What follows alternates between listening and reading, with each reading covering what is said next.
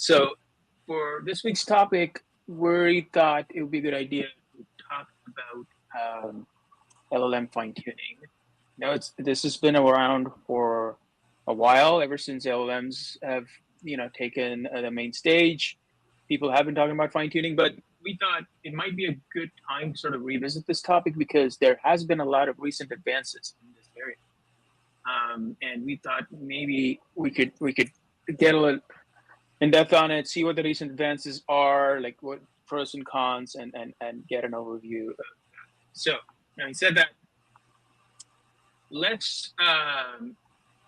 So, Alex, this topic is, as I just sort of mentioned, fine tuning is around forever. I feel like since the early days. I'm like year and a half now, or whenever the GPTs took sort of the world by storm. Fine tuning has been always discussed.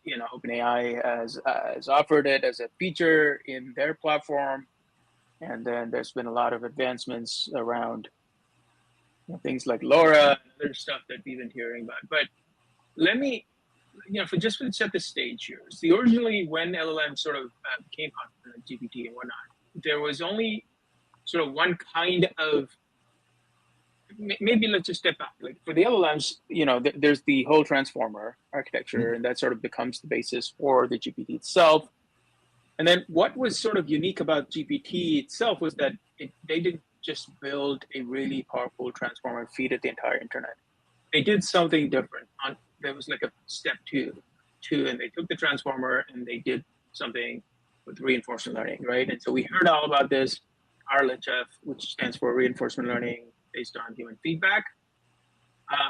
So let's just set the stage. What is it? What is RLHF for those, for those listening who don't really understand what it is, and maybe what is the classic sort of fine tuning as we've come to know over the years?